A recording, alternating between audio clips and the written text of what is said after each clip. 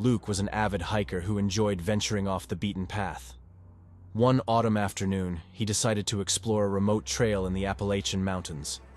The area was known for its thick forests and rugged terrain, but he'd heard whispers about an old, forgotten cemetery hidden deep within the woods.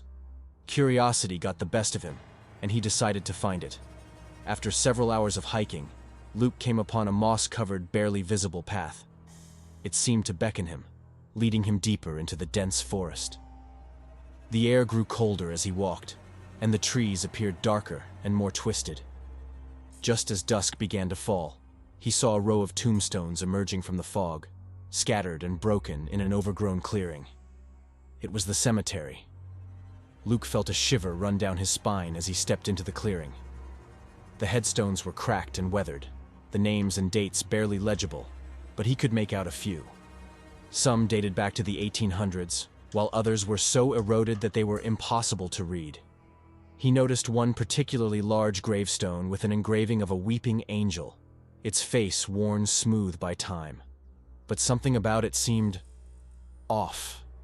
The angel's head was slightly tilted, its gaze directed at him.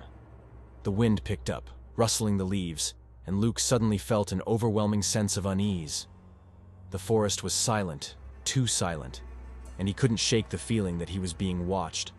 Brushing it off, he took out his phone to snap a picture of the angel's grave, but his phone died the moment he aimed it at the headstone.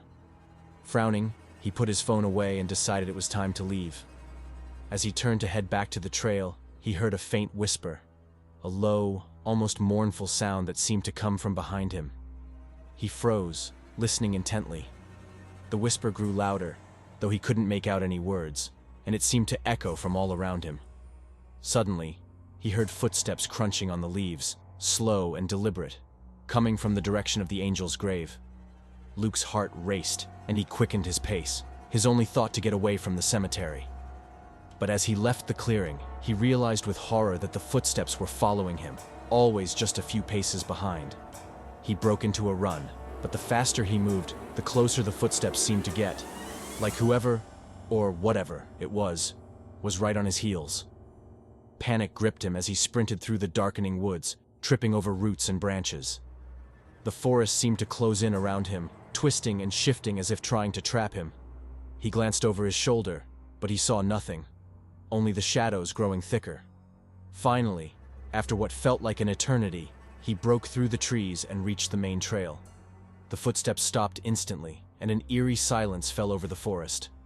Breathing heavily, Luke looked back one last time, but there was no sign of the cemetery or the mysterious figure he'd felt following him. The woods looked ordinary again, as if nothing had ever been there. Luke never returned to that trail, and he rarely spoke of what he experienced. But late at night, he sometimes dreamed of the angel's grave and the footsteps that followed him. And whenever he thinks of that cemetery, he can still feel a cold presence watching him from the shadows, as if waiting for him to return.